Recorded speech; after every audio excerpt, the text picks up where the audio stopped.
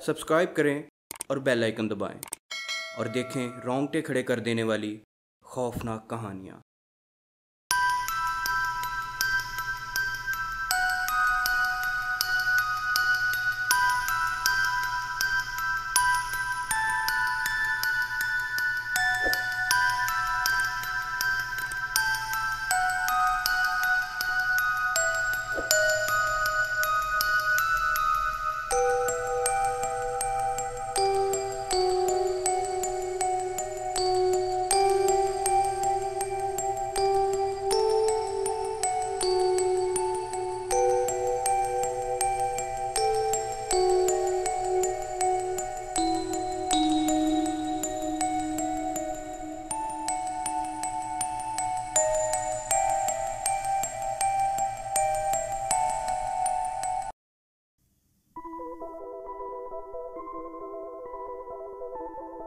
गौतम और भावना की शादी को 7 साल गुजर चुके थे, मगर आज तक भावना ने गौतम को कभी इतना परेशान नहीं देखा था।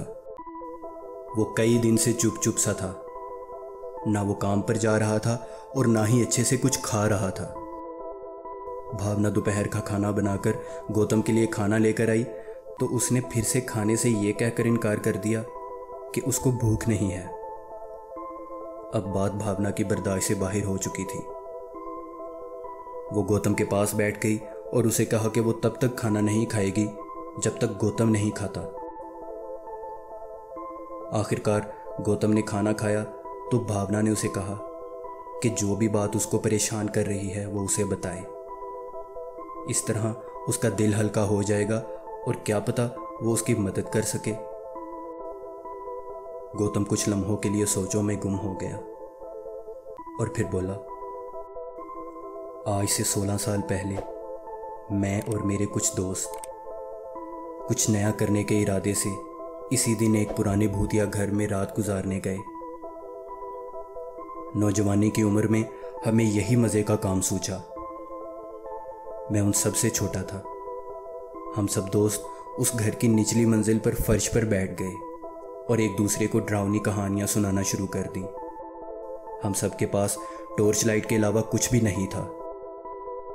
पहले कुछ घंटे हम सब दोस्त एक दूसरे को कहानियां सुनाते रहे, मगर फिर ऊपरी मंजिल से किसी के चलने की आवाज़ आने लगी।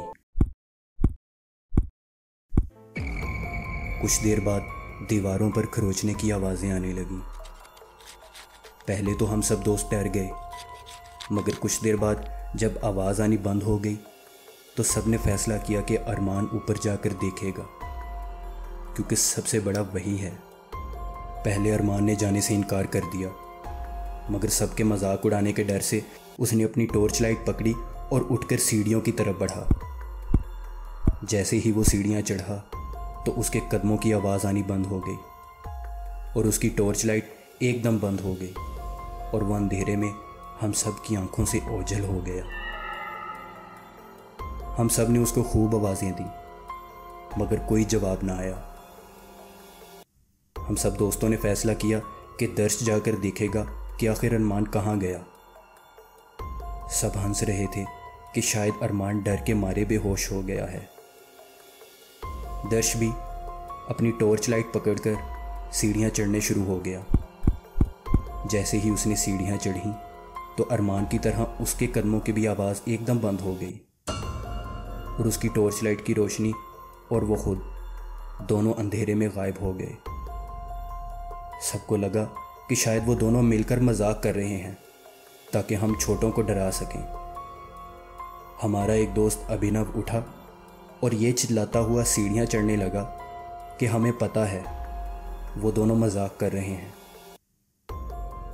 अभिनव के सीढ़ियाँ पार करने पर वो अंधेरे में खो गया और उसके चिल्लाने की आवाज़ यूं आने लगी कि जैसे वो पल भर में बहुत दूर चला गया हो, और फिर उसकी आवाज़ बिल्कुल बंद हो गई। हम सब दोस्त बहुत डर गए और फौरी उस घर से भागकर मेरे घर आ गए, जहां मेरे मामू ने पुलिस को फ़ोन किया और हमारा सुनाया हुआ किस्सा पुलिस को बयान किया। पुलिस हमारे दोस्तों को ढूंढने उस घर पहुंची और उनकी तलाश शुरू कर दी। हमें अगली सुबह पता चला कि जहां सीढ़ियां ख़त्म हो रही थीं वहां दीवारों पर खून के छींटे पड़े थे। पुलिस ने सारे घर में ढूंढा, मगर हमारे तीनों दोस्तों का कोई नामो निशान ना मिला।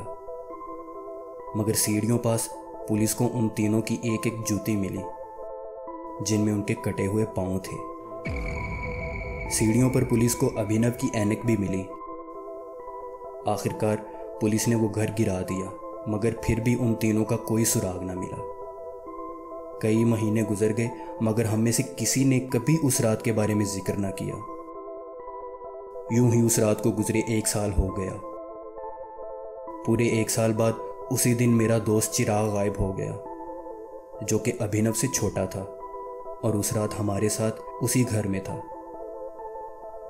यूं ही मजीद 1 साल गुजर गया और हमारा एक और दोस्त उसी तारीख को गायब हो गया, जो कि चिराग से छोटा था।